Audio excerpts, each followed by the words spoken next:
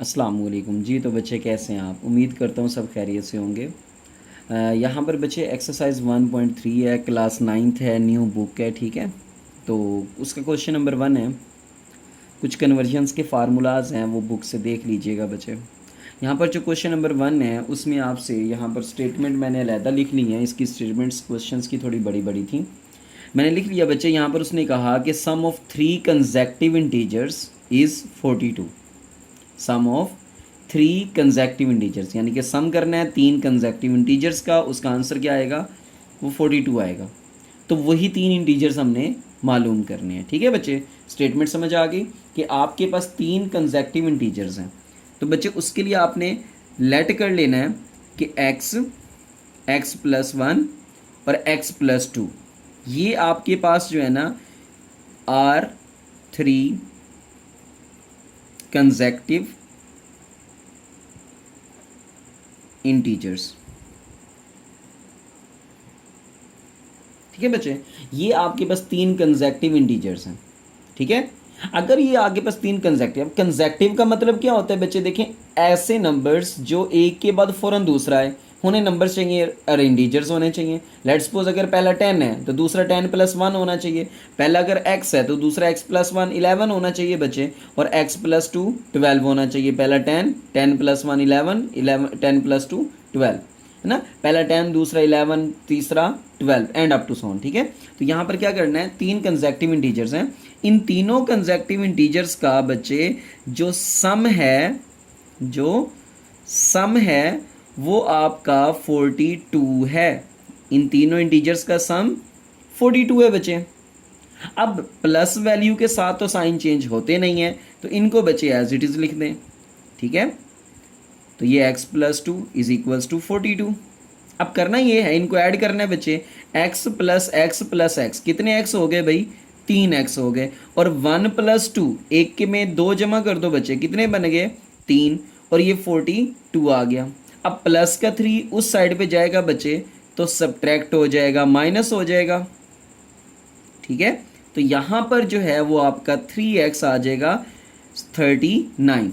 तो बच्चे 3 यहाँ पे मल्टीप्लाई हो रहा है, आपने इस 3 को क्या करवा देना है, उधर जाके डिवाइड, क्योंकि जो चीज़ इधर मल्टीप्लाई होती है वो उधर जाके डिवाइड होगी बच्चे, इक्वल की दूसरी साइड पे। तो ये 3 1 ज़ा 3, 3 1 ज़ा 3, 3 3 ज़ा 9। तो बच्चे x आ गया आपके पास 13। तो आपने क्या करना है, hence required consecutive integers are. तो आपके पास जो बच्चे कंसेक्टिव 3 इंटीजर्स होंगे वो क्या होंगे? एक x था तो वो कितना आएगा? 13। दूसरा बच्चे x+1 था, मतलब x तो 13 है, उसमें +1 करना है, तो वो कितना हो जाएगा भाई? 14। और तीसरा जो है वो x+2 था बच्चे, तो मतलब 13 में हमने अब क्या करना है? +2 करना है, तो वो कितना हो जाएगा? 15 हो जाएगा। तो ये जो 13, 14 और 15 है, यही आपके 3 कंसेक्टिव इंटीजर्स हैं जिनका आप बच्चे सम करेंगे तो ये 42 आएगा। मतलब 13 + 14 27, 27 में 15 को ऐड करो तो ये आपका 42 आएगा, ठीक है बच्चे।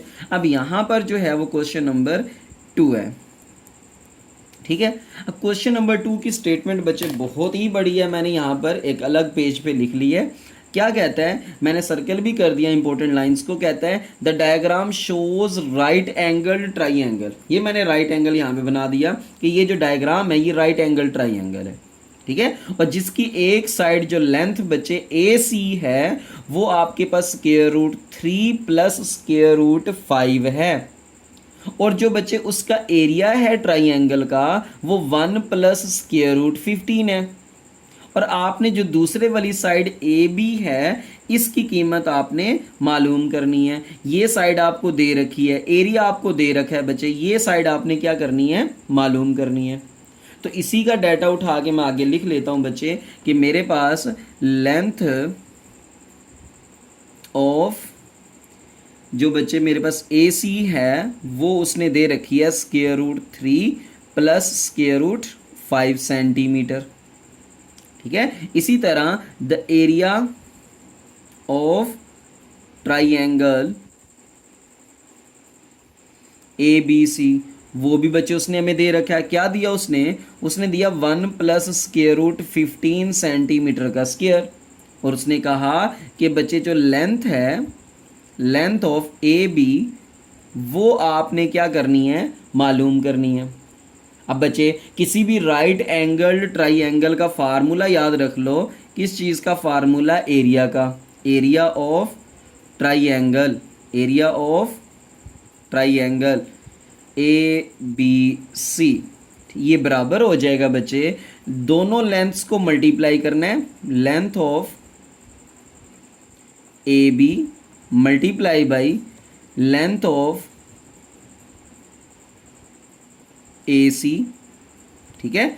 और इस सारे को डिवाइडेड बाय 2 कर देना है बच्चे। अब जो 2 डिवाइड होगा वो इधर आके मल्टीप्लाई हो जाएगा, है ना।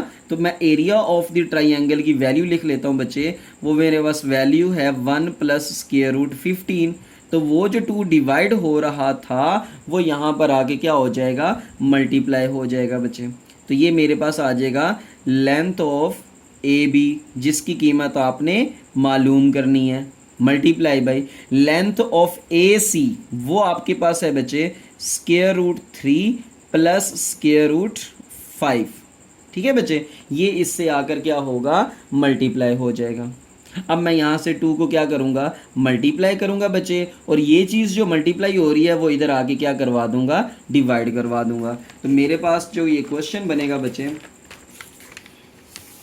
वो बनेगा 2 1 बच्चे 2 प्लस 2 टाइम्स स्क्वायर रूट 15 से मल्टीप्लाई हो जाएगा। और यहाँ से बच्चे जो मेरे पास इधर वैल्यू मल्टीप्लाई हो रही थी वो थी square root 3 plus square root 5, है ना। वो उधर मल्टीप्लाई हो रही थी बच्चे, और इधर आकर मैंने क्या करवा दी? उसको डिवाइड करवा दिया। ठीक है, तो ये लेंथ ऑफ ए बी निकल आएगा। ठीक है बच्चे, अब यहाँ पर हमने एक्सरसाइज 1.2 सॉल्व की, जिसमें था कि अगर आपके पास डिनोमिनेटर में स्क्वायर रूट्स में वैल्यूज़ आ जाएं बच्चे तो आप उसको रैशनलाइज करते थे। यहाँ पर भी इसको क्या कर दें? रैशनलाइज कर दें, और आपका इंशाल्लाह आंसर आ जाएगा बच्चे।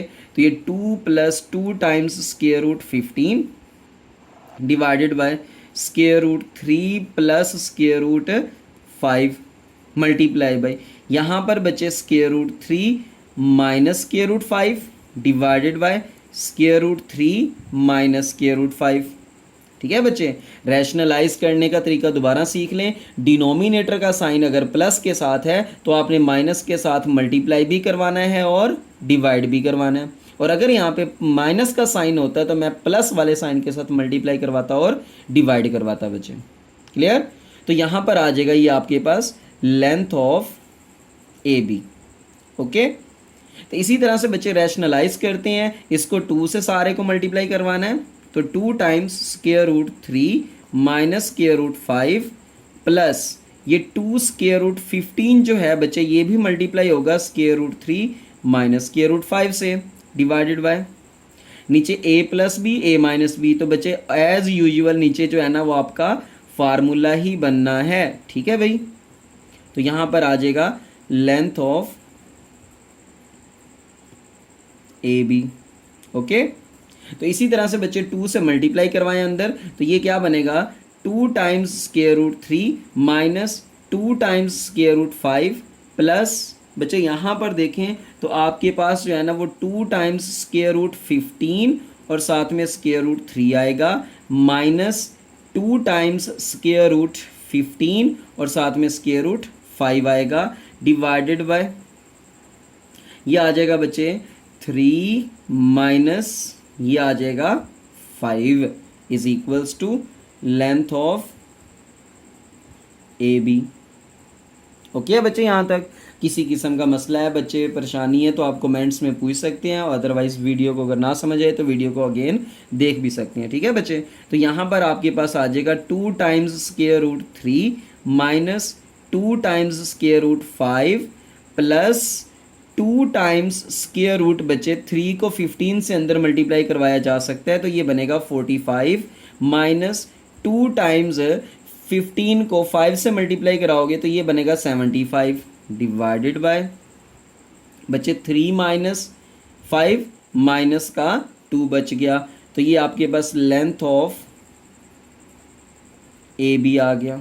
ठीक है, तो ये बच्चे ये देखें यहाँ पर 2 2 2 एज यू सामने आपको नज़र आ रहा है, कॉमन है, तो नीचे -2 है, तो आप ऊपर से क्या करें, माइनस का 2 ले लें कॉमन। ठीक है, जब माइनस का 2 कॉमन लेंगे बच्चे तो ये वाली वैल्यू माइनस का स्क्वायर रूट 3 बन जाएगा, ये वाला प्लस का बच्चे स्क्वायर रूट 5 बन जाएगा, प्लस ये प्लस वाला बच्चे क्या हो जाएगा, माइनस हो जाएगा, क्योंकि बाहर माइनस कॉमन है ना, और ये 2 तो कॉमन चला गया, तो 45 को हम लिखेंगे 9 मल्टीप्लाई बाई 5, और माइनस माइनस बच्चे ये प्लस हो जाएगा, 2 कॉमन चला गया, और ये 75 को हम लिखेंगे 25 मल्टीप्लाई बाई 3। ठीक है, तो डिवाइडेड बाय -2, देखिए नीचे -2 था, मैंने जब -2 कॉमन लिया, अंदर वाली तमाम वैल्यूज़ के साइन क्या कर दिए बच्चे, चेंज कर दिए, और 45 को लिख दिया 9 मल्टीप्लाई बाई 5, 75 को लिख दिया मैंने 25 मल्टीप्लाई बाई 3, तो ये मेरे पास आ जाएगा बच्चे लेंथ ऑफ ए बी। इसको एज इट इज़ साइड पे आने दें। ठीक है बच्चे, लास्ट पे आपका आंसर आने वाला है, तो ये माइनस का टू कैंसिल हो गया, तो यहाँ पर बचा माइनस का स्क्वायर रूट 3 प्लस का स्क्वायर रूट 5, और ये बचे -9 is the perfect square of 3, तो स्क्वायर रूट से कैंसिल होकर बाहर आ जाएगा बच्चे ये square root 5 plus 25 is the perfect square of 5। ठीक है, तो ये 5 बनकर बच्चे बाहर आएगा, और साथ में square root 3 which is equals to length of A B. Okay बच्चे, यहाँ तक कोई मसला परेशानी है तो देख लें बच्चे, बता दीजिएगा। यहाँ पर माइनस का स्क्वायर रूट 3 और माइनस का 3 स्क्वायर रूट 5। ठीक है बच्चे, यहाँ पर देखें प्लस का 5 है और ये माइनस का 3 है, स्क्वायर रूट 3 यानी कि माइनस का यहाँ क्या लिखा जा सकता है, 1 लिखा जा सकता है, तो माइनस का 1 प्लस का 5, ये भी स्क्वायर रूट 3 वाली टर्म है, ये भी स्क्वायर रूट 3 वाली टर्म है, तो ये आ जाएगा बच्चे 4 स्क्वायर रूट 3, यानी कि माइनस का 1 प्लस का 5, तो ये 4 आ जाएगा। ठीक है बच्चे, और यहाँ पर भी 1 टाइम है, तो ये प्लस का 1 माइनस का 3, तो ये माइनस का 2 टाइम्स आ जाएगा बच्चे स्क्वायर रूट 5, तो ये आ गया length of A B. Okay बच्चे, यहाँ तक किसी किस्म का बच्चे कोई मसला परेशानी है तो आप देख सकते हैं। ठीक है, इसी तरह यहाँ पर अगर आप 2 कॉमन लेना चाहें तो वो 2 कॉमन भी आ सकते हैं। ठीक है, तो इसी तरह ठीक है। अब जो क्वेश्चन नंबर 4 की स्टेटमेंट है बच्चे वो देखें, कहता है फाइंड 2 नंबर्स, 2 नंबर्स आपने मालूम करने हैं। ठीक है, 2 नंबर्स कोई से भी हो सकते हैं जिनका सम जो है ना बच्चे 68 है और जिनका डिफरेंस 22 है। ठीक है, तो लेट कर लें बच्चे, x एक नंबर है, y दूसरा नंबर है, आर एनी 2 नंबर्स, ये कोई से 2 नंबर्स हैं। ठीक है, then according to given condition, दी गई शर्त के मुताबिक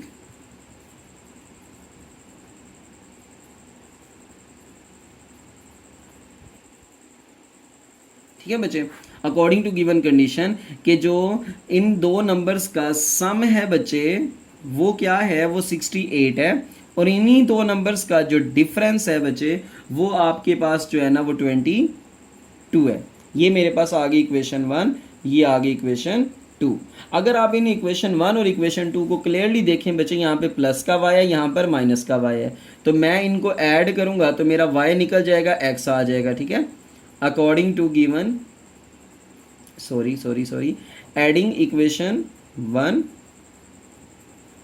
एंड इक्वेशन 2, इक्वेशन 1 और इक्वेशन 2 को बच्चे ऐड कर दें तो ये आएगा x plus y x minus y equals to 68 और ये वाला इक्वल्स टू 22। बच्चे ऐड करेंगे, ये वाली value cancel, x plus x कितना आ गया भाई 2x इज इक्वल्स टू, ये हो गया 10 0 1 कैरी 7 और 2 9, और यहाँ से 2 मल्टीप्लाई हो रहा है, x इधर आके बच्चे डिवाइड हो जाएगा, तो दिस इम्प्लाइज दैट कि x आ जाएगा आपके पास 45। ठीक है, अब आपकी मर्जी है x को इक्वेशन 1 में पुट कर दें या x को इक्वेशन 2 में पुट कर दें, तो आपका y वाला नंबर भी निकल आएगा। ठीक है, तो मैं यहाँ पे x वाली वैल्यू को इक्वेशन 1 में पुट करता हूँ बच्चे, तो put x is equals to 45 in equation 1। Equation 1 में बच्चे पुट करता हूँ, तो इक्वेशन 1 मेरे पास जो है वो है x plus y, x plus y is equals to 68। तो बच्चे x की जगह मुझे रखना है 45 plus y is equals to 68। तो 45 उधर जाएगा बच्चे, तो ये माइनस का हो जाएगा, ठीक है। तो ये मेरे पास बच जाएगा 3 और ये आ जाएगा बच्चे 23y, ठीक है। तो ये दो नंबर्स आपके थे जो आपने मालूम कर लिए, ठीक है। ये बिल्कुल इजी सा क्वेश्चन था। और बच्चे क्वेश्चन नंबर 5 है, इसमें भी आपकी स्टेटमेंट तो बढ़िया, लेकिन क्वेश्चन थोड़ा सा शॉर्ट है बच्चे। कहता है the weather in Lahore was unusually warm during the summer in 2014-24। इसमें जस्ट आपको एक आइडिया दे रहा है कि 2024 में जो है ना वो वेदर बहुत ज़्यादा जो है बच्चे वो वार्म था। The TV news reported as high as 48 degree Celsius. जो टीवी ने रिपोर्ट किया बच्चे, ज़्यादा से ज़्यादा टेम्परेचर कितना उसने रिपोर्ट किया, 48 degree Celsius by using the formula. यहाँ पर बच्चे आपको फार्मूला ब्रैकेट्स के अंदर दिया हुआ है, लेकिन ये मेरी बात याद रखने, बोर्ड में आपको ये वाली वैल्यू वो नहीं देगा, ये वैल्यू आपको याद रखनी है, ठीक है। तो आपने टेम्परेचर फ़ारेनहाइट में मालूम करना है। ये टेम्परेचर अगर डिग्री सेल्सियस में दिया गया हो तो उसको फ़ारेनहाइट में कैसे निकालते हैं, उसका फार्मूला उसने बुक में दे दिया है, लेकिन ब्रैकेट्स में दिया है। आपने बच्चे इस फार्मूला को याद रखना, ठीक है। तो यहाँ पर सिर्फ दो बातें दी हुई हैं, एक आपका टेम्परेचर दिया हुआ है डिग्री सेल्सियस में, और दूसरा फार्मूला है बच्चे। इसी फार्मूले की मदद से आपने फ़ारेनहाइट स्केल में टेम्परेचर मालूम कर लेना है, ठीक है। तो यहाँ पर मैं दे रहा हूँ गिवन में क्या कुछ है जी।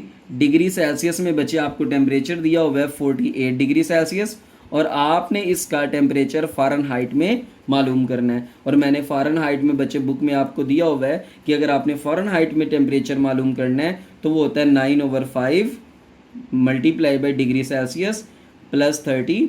तो ये आ जाएगा बच्चे 9/5 मल्टीप्लाई बाई, यहाँ पर जो डिग्री सेल्सियस का टेम्परेचर है वो 48 है बच्चे। वो कितना है, 48 प्लस 32।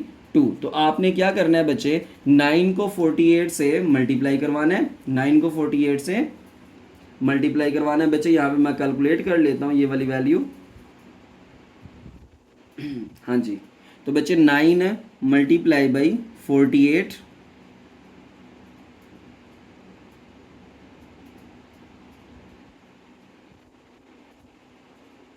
ठीक है बच्चे। तो ये आपका आ गया सर 432 डिवाइडेड बाय 5 प्लस 32।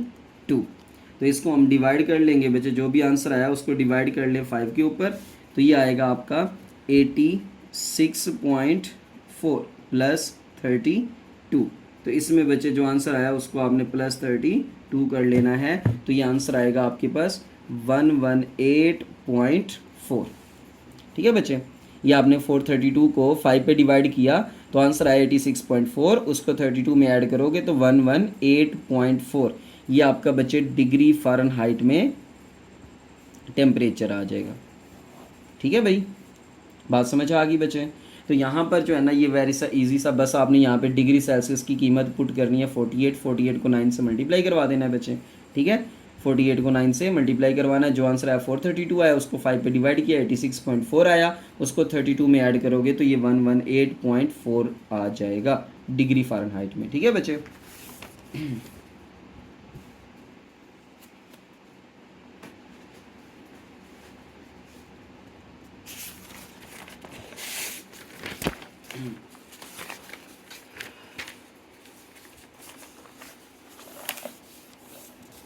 देखिए बच्चे, अब जो इस एक्सरसाइज का, जो मेरे ख्याल से इस एक्सरसाइज का लॉन्ग क्वेश्चन और मोस्ट इम्पोर्टेंट लॉन्ग क्वेश्चन है बच्चे, वो मेरे ख्याल से 6 वाला, ठीक है।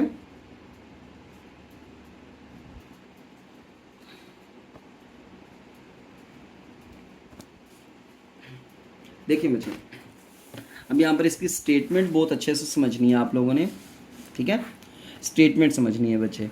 कहता है the sum of the ages of the sun and the father, मतलब बेटे और बाप की जो एज का जो सम है ना, जो सम है वो कितना है भाई, वो 72 ईयर्स है। बाप की और बेटे की एज का जो सम है वो 72 ईयर्स है। ठीक है बच्चे, तो यहाँ पर मैं यही स्टेटमेंट आपकी उतार लूँ इस पे, कहता हूँ यहाँ पर कहता हूँ लेट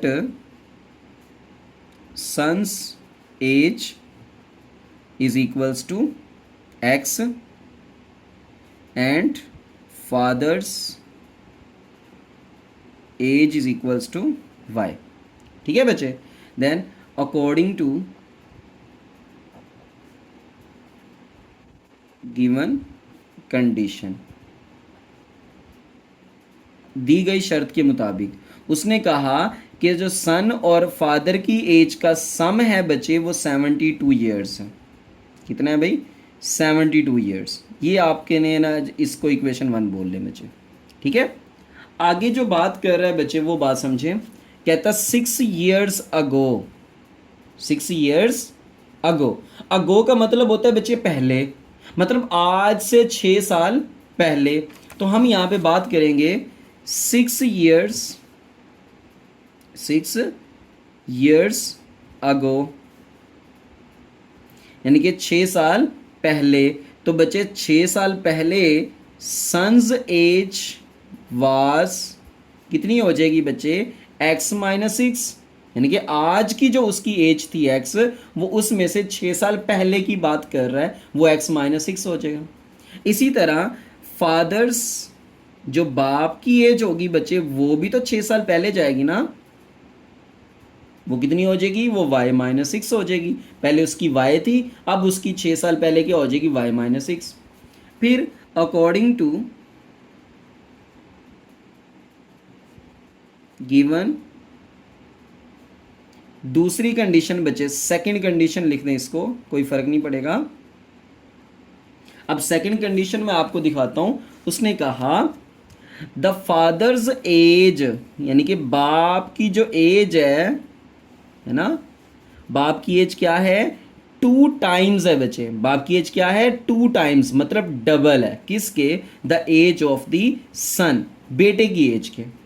जो बाप की एज है बच्चे, फादर्स एज है, वो 2 टाइम्स है सन की एज के ना। 6 साल पहले जो बाप की उम्र थी वो बेटे की उम्र के डबल है, 2 गुना है बच्चे। ठीक है, तो यहाँ पर मैं लिख देता हूँ कि जो बाप की एज थी वो बेटे की एज के 2 गुना है बच्चे। ये बाप की एज है और ये बेटे की एज है। तो जो 6 साल पहले बाप की एज थी वो बेटे की एज के क्या थी? डबल थी। क्लियर? तो यहां से इस इक्वेशन को थोड़ा सा सिंप्लीफाई कर लें बच्चे, तो ये y minus 6 is equals to 2x minus 12 आ जाएगा। अब इस y को बच्चे ले जाएं या 2x को ले आए इधर, तो ये y minus 2x is equals to बच्चे आ जाएगा माइनस 12 और प्लस का 6। तो ये आ जाएगा बच्चे y minus 2x is equals to minus 6। ये मेरे पास आ गई इक्वेशन नंबर 2। अब ज़रा गौर से देखें बच्चे, यहाँ पर आप यहाँ पर देखें y है, या आप बच्चे ऐसा करें कि इसको इक्वेशन 2 ना बोलें, जस्ट इसको माइनस से मल्टीप्लाई करवा दें। ठीक है, ठीक है, multiplying by -1 on both side. तो ये बच्चे माइनस का माइनस माइनस प्लस का 2x हो जाएगा, माइनस का y हो जाएगा और ये प्लस का 6 हो जाएगा। जस्ट इनके साइन चेंज होंगे, माइनस का 2x अब प्लस का 2x हो जाएगा, प्लस का y अब माइनस का y हो जाएगा, माइनस का 6 अब प्लस का 6 हो जाएगा। ठीक है, इसको बोल दें इक्वेशन नंबर 2। अब यहाँ से गौर से देखें कि इधर माइनस का y है, इक्वेशन 2 में माइनस का y है और इक्वेशन 1 में प्लस का y है। तो अगर इस माइनस के y को प्लस के y में ऐड कर दूं बच्चे, तो y तो निकल जाएगा, x आ जाएगा मेरे पास। कैसे? Adding equation 1 and equation 2। Equation 1 और इक्वेशन 2 को बच्चे ऐड कर दें, तो यहाँ पर ऐड करने पर मिलेगा x plus y is equals to 72 और यहाँ पर 2x minus y is equals to 6। तो बच्चे यहाँ पर आपने क्या कर देना है? ऐड करना है तो प्लस का वाई माइनस का वाई कैंसिल, ठीक है। तो ये x प्लस 2x कितना हो गया 3x इज इक्वल्स टू 78।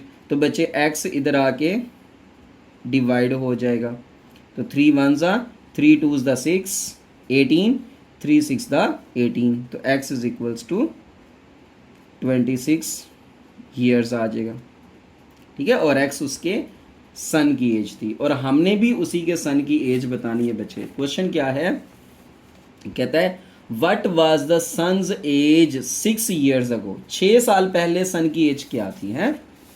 तो 6 years ago, 6 years ago son's age will becomes, जो बेटे की एज है बच्चे वो क्या हो जाएगी, वो x माइनस 6 हो जाएगी, तो 26 माइनस 6 हो जाएगी, तो ये बच्चे आंसर आ जाएगा 20 ईयर्स, ठीक है। तो 20 ईयर्स जो है ना बच्चे उसकी एज होगी आज से 6 साल पहले। तो ये वाला जो लॉन्ग क्वेश्चन है बच्चे ये very very very important long question है, ठीक है। अब उसके बाद बच्चे दो आपके क्वेश्चंस हैं very important but easy short questions हैं बच्चे, ठीक है। तो वो आपने देख लेने हैं। यहाँ पर है बच्चे एक लड़की है मीरा, उसने एक खिलौना लिया 1500 रुपये का, ठीक है, परचेज़ किया एंड उसको सेल कर दिया बच्चे 1520 रुपये का। What was the profit percentage, इसकी प्रॉफिट परसेंटेज निकालनी है, ठीक है। तो यहाँ पर क्वेश्चन नंबर 7 है। अब परचेजिंग प्राइस है बच्चे या कॉस्ट प्राइस लिख लें, ठीक है, वो कितनी है ₹1500, ठीक है। और जो उसकी सेलिंग प्राइस है वो कितनी है बच्चे ₹1520। अब अगर कोई प्रॉफिट निकालना चाहे इसमें से तो बिल्कुल इजी सा है बच्चे। प्रॉफिट कैसे आएगा, selling price minus purchasing price, ठीक है, या कॉस्ट प्राइस भी लिख सकते हैं आप इसको। तो यहाँ पर सेलिंग प्राइस कितने की है बच्चे 1520 की, और जो परचेजिंग प्राइस है वो है 1500 रुपये की। तो प्रॉफिट आ गया आपको 20 रुपये। अब आपने क्या निकालना है, अब आपने प्रॉफिट परसेंटेज निकाल लेना है। जब प्रॉफिट आ जाए बच्चे तो प्रॉफिट परसेंटेज बिल्कुल इजी हो जाता है। आपने क्या करना है, प्रॉफिट को टोटल कॉस्ट प्राइस पे, या परचेजिंग प्राइस और कॉस्ट प्राइस एक ही बात है, ठीक है बच्चे, ठीक है। तो कॉस्ट प्राइस पे डिवाइड करना है, मल्टीप्लाई बाई 100 कर देना है, ठीक है, ठीक है भाई। और ये परसेंटेज में आंसर आ जाएगा। तो प्रॉफिट कितना है RS 20, ये कितना है बच्चे RS 1500 मल्टीप्लाई बाई 100, तो ये सारा किस में आ जाएगा परसेंटेज में। तो ये बच्चे मैं कैलकुलेट कर लेता हूँ, 2 ज़ीरोज़ 2 ज़ीरो से कैंसिल। तो बच्चे आपने 20 को 15 पे डिवाइड करना है, 20 डिवाइडेड बाय 15। तो ये आंसर आएगा आपका रुपीज़ के साथ कैंसिल 1.3333 एंड अप टू सोन, तो 1.33%, ठीक है बच्चे।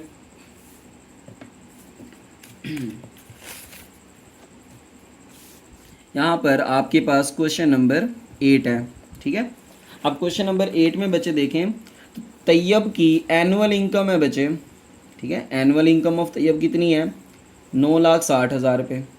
अब उसमें से एग्जेम्प्टेड अमाउंट कितनी है बच्चे 1,30,000, है ना।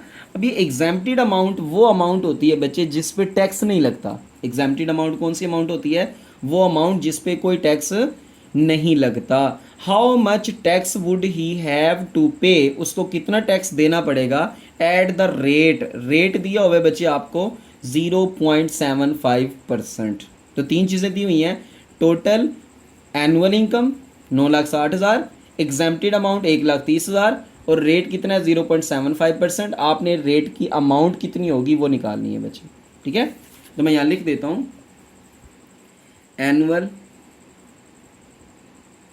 Income of Tayyab is equals to ₹9,60,000। ठीक है बच्चे, तैयब की जो एनुअल इनकम है वो 9,60,000 है। ठीक है, और जो एग्जाम्प्टेड अमाउंट है बच्चे, जो एग्जाम्प्टेड अमाउंट है वो है जी ₹1,30,000। ठीक है बच्चे, तो यहाँ से मैं टैक्स एबल अमाउंट निकालूंगा जिस पे टैक्स लगेगा। ठीक है, कौन सी अमाउंट है? टैक्स एबल अमाउंट जिस पे टैक्स लगेगा बच्चे, वो आपकी आ जाएगी annual income, annual income minus exempted amount. यार इस पे तो टैक्स नहीं लगता ना एग्जैम्प्टेड अमाउंट में, तो जिस पे टैक्स नहीं लगता वो वाली अमाउंट तो आपको निकाल देनी चाहिए, तो मैं निकाल रहा हूँ बच्चे। RSLS 9,60,000 minus 1,30,000। ठीक है बच्चे, तो ये मेरे पास आंसर आएगा 8,30,000। ठीक है, ये अमाउंट है जिसके ऊपर क्या लगना है बच्चे? टैक्स लगना है, और रेट आपको दिया गया था 0.75%। ठीक है बच्चे, अब यहाँ पर हम अमाउंट ऑफ टैक्स निकाल लेते हैं। अमाउंट ऑफ टैक्स वो आ जाएगा बच्चे टैक्स एबल अमाउंट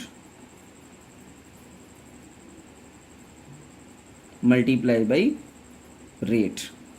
तो बच्चे टैक्स एबल अमाउंट कितनी है? ₹8,30,000 मल्टीप्लाई बाई 0.75%। तो ये आ जाएगा बच्चे ₹8,30,000 मल्टीप्लाई बाई ये 75। इसका पॉइंट ख़त्म करने के लिए बच्चे नीचे पॉइंट की जगह 1, आगे 2 नंबर्स हैं तो 2 ज़ीरोज़, और जब परसेंटेज का साइन ख़त्म करना है बच्चे तब भी आपने 100 पे डिवाइड करना है।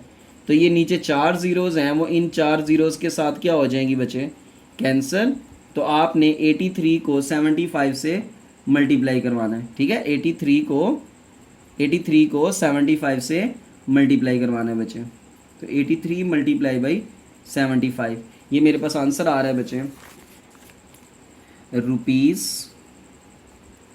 ₹6,225। ठीक है बच्चे, क्या अमाउंट आई? 6,225।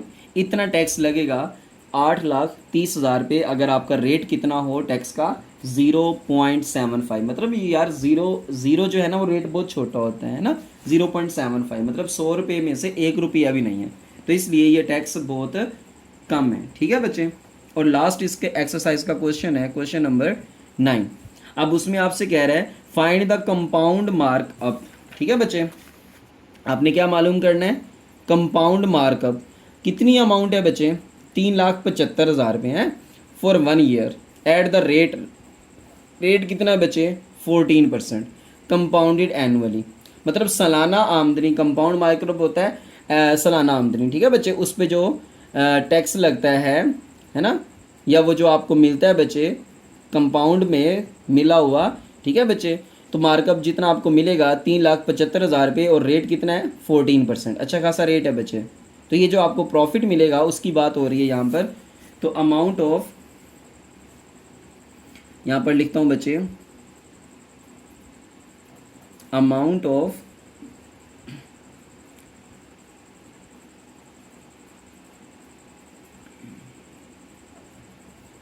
मार्कअप या मार्कअप अमाउंट लिख दें बच्चे, एक ही बात है, ₹3,75,000।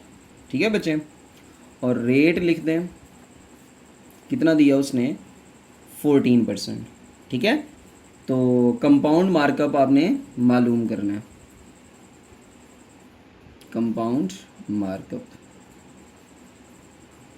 वो हो जाएगा बच्चे जो है ना ₹3,75,000। ठीक है, इसको आपने रेट से मल्टीप्लाई कर देना 14 से। ठीक है बच्चे, यानी कि अगर आप कंपाउंड मार्कअप निकालो,